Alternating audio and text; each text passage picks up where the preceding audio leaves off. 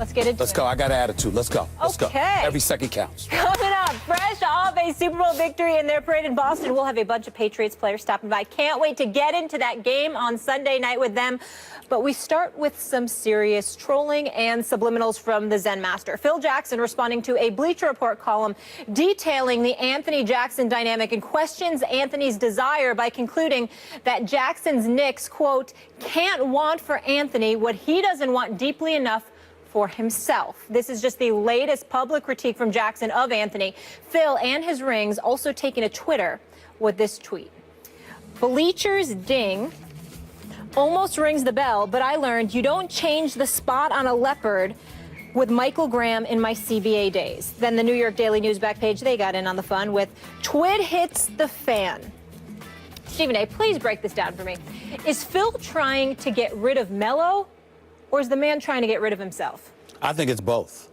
If he ended up going first, he would be happy because he gets to get money without working, which some would argue he's already been doing for the last 2.5 years. The man is atrocious as an executive. It's just that simple because he's not a leader of men, not the leader of men that we knew to be as an 11-time champion. His behavior is juvenile. His behavior is unprofessional. His behavior is disgraceful. And if this were a player, we would be vilifying him the world over.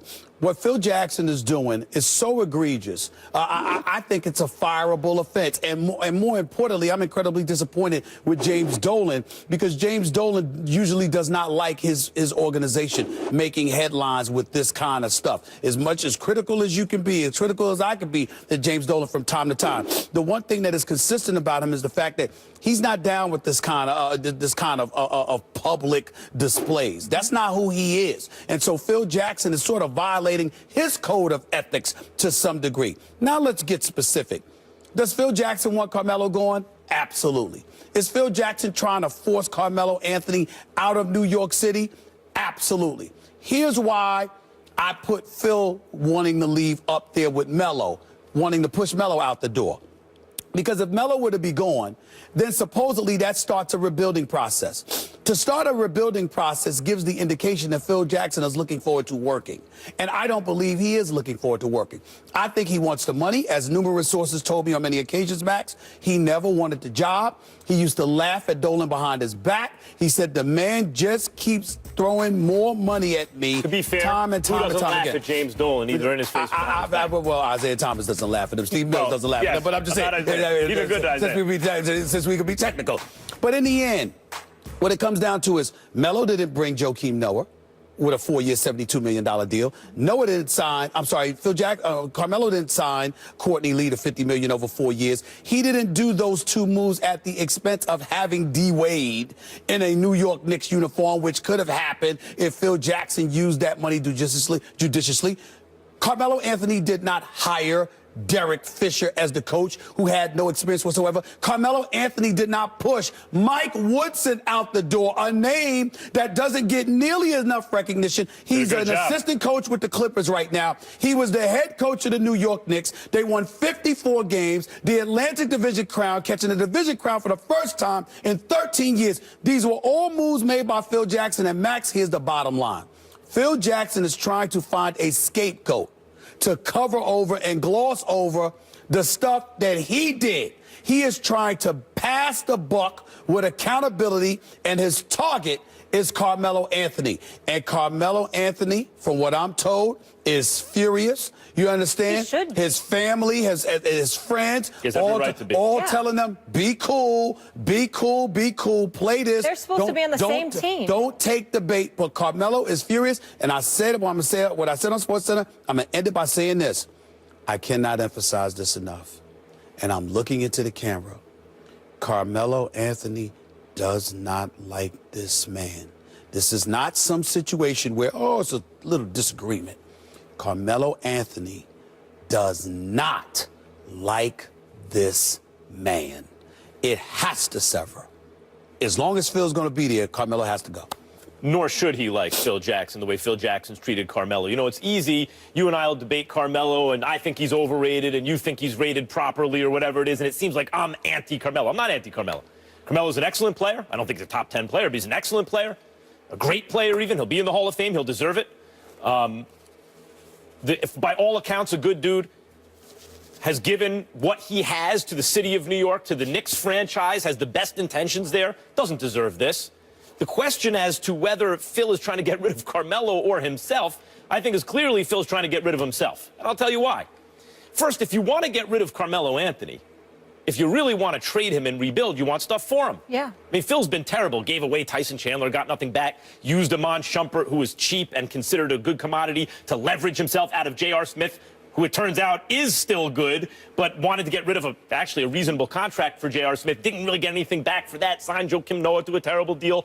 You know, all those things. He doesn't get value for his assets, and he's made bad decisions. If you really want to move Carmelo, what I would do, what any sensible person would do, you'd sit down with Porzingis and Carmelo. You say, you are the future. We're obviously not ready to win yet. This is what we need to do. This man has to be, meaning Carmelo, the centerpiece of the offense. We want to get as much back for you as possible. In return, you know, we're going to run the offense through you. Your stats are going to look great. We're going to try and win as much as possible, make it look as good as possible, inflate the asset. You want to go to Cleveland or L.A.? You know, we think we can get Kevin Love from Cleveland, or maybe we could even get Blake Griffin from L.A. He's going to be a free agent. Things haven't always been so smooth there, hurt a lot, all those kind of things. Maybe we could even dream big like that. That's what you would do if you're really trying to get rid of Carmelo.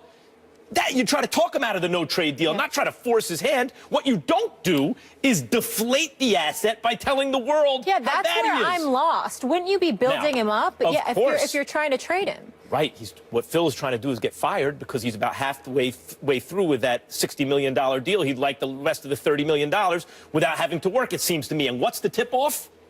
The tip-off is the Kevin Ding article in Bleacher Report. Yesterday we were talking about, it seems like someone in the Knicks front office probably planted that. When Phil Jackson tweets the next day, Kevin Ding almost rings the bell. Does he think he's being slick? Is he trying to throw everyone off the scent by thinking, but we're all thinking, oh, I guess he wasn't the source for Kevin Ding because Ding didn't get it completely right. That is the most ham-handed any observer who is savvy at all from a distance is looking at that and going, oh, Phil is the source. So why would Phil is not stupid. He's doing things in broad daylight to get himself fired. He's not stupid. But what I think you're not giving enough credence to is his arrogance. Phil Jackson is so arrogant. He believes he's so above the fray that everyone else are mere peons compared to him. I know this for a fact because of how other executives and other, front office executives, coaches and the like in the league don't like him because of how aloof he is and has been when it comes to them. They look at him and they say, who the hell does he think he is? Because they detest the fact that he's revered as this 11-time champion. He got MJ in his prime with Pippen on the come up.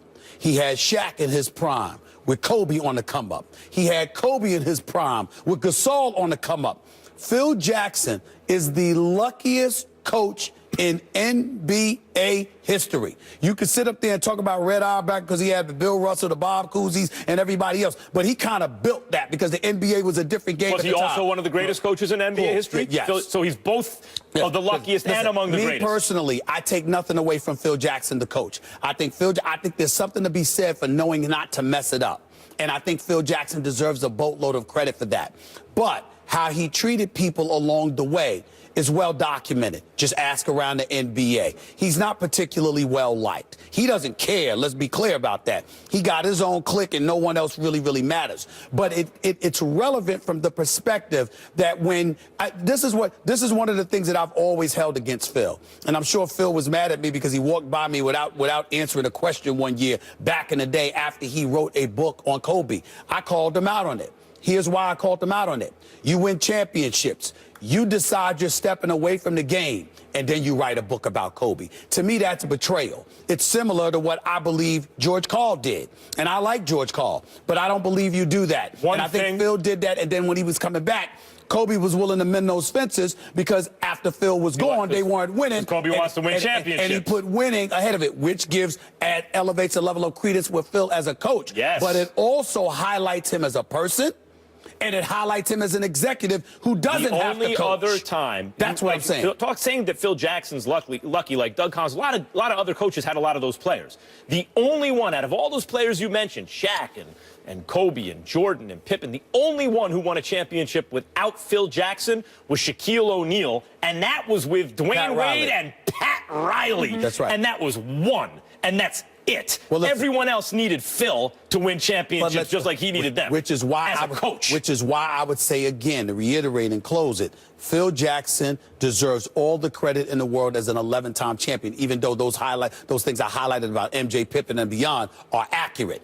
But what it points to is the level, is what he is, as what he appears to be, rather, as a person. Because, again, the writing of the book, the things you were willing to say, and then on top of it all, you become an executive, but you're trying to coach from the stands. He's trying to get rid of himself, I claim. I mean, obviously both, but